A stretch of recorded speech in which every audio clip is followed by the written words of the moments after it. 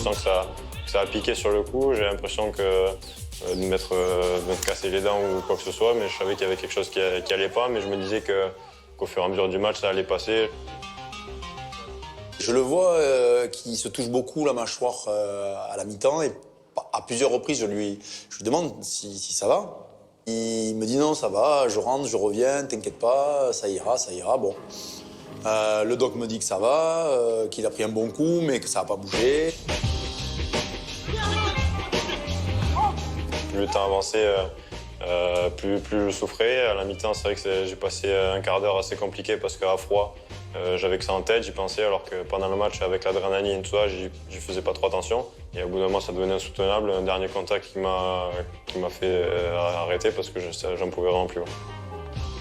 Le second choc, je pense, finit très certainement de lui rompre la mâchoire. Donc, assez étonnamment, il aura quand même joué un peu plus de 45 minutes avec une mâchoire cassée. Force est de reconnaître que le caractère est assez incroyable chez ce garçon. Il manque un tout petit peu. Referme. Je me suis tout de suite dit que la saison n'était pas finie, que j'allais m'en remettre, parce qu'au final, on va dire que c'est qu'une fracture, enfin, c'est que 2 fractures.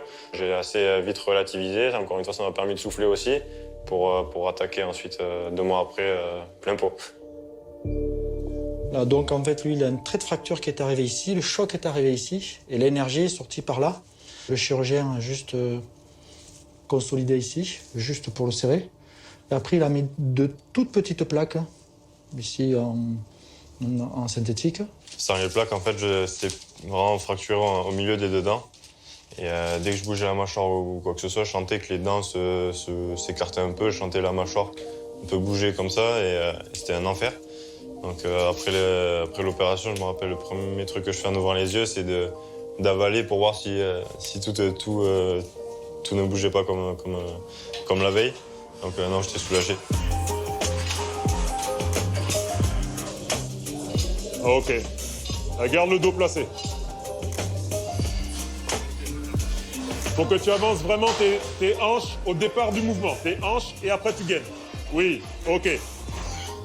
Pendant bien 15 jours, 3 semaines, je pouvais pas trop mâcher, pas trop ouvrir la bouche, et c'était pas mal compliqué de me nourrir comme il fallait. Je devais faire 6 ou 8 repas par jour, mais j'essayais d'avaler ce que je pouvais le plus pour au final pas perdre trop de poids.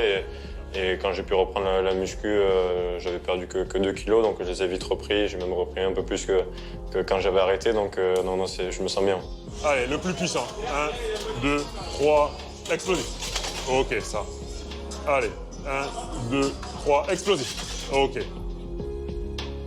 Il faut être très vigilant aux vibrations et aux chocs qu'on peut créer par les exercices pour progressivement lui redonner l'habitude en fait de retrouver ces impacts qui peuvent venir au visage et garder en fait un geste qui ne soit pas crispé ou bridé par la sensation qu'il a au niveau du visage. C'est un garçon qui est un vrai dur au mal. Il a été bien soigné, très bien opéré. Il a fait les soins, il a été sérieux. On a pris vraiment le temps nécessaire pour qu'il puisse se récupérer, puisqu'on est au-delà de la période nécessaire à la cicatrisation. Donc, ce n'est pas rien, mais c'est une blessure qui, normalement, ne laisse pas de traces. Here comes the sun, little darling. Here comes the sun, I say. J'ai l'impression d'avoir 12 ans, de jouer avec mes potes et prendre du plaisir au maximum, même si c'est que sur les entraînements, mais franchement, j'ai repris un maximum de plaisir à retrouver les terrains, à retrouver les copains, à toucher du ballon. Mais je trouve que depuis 1 an et demi, il a pris une maturité rugbyistique qui nous amène à penser que ça va être un des gros joueurs du rugby français dans les années à venir. Here comes the sun, little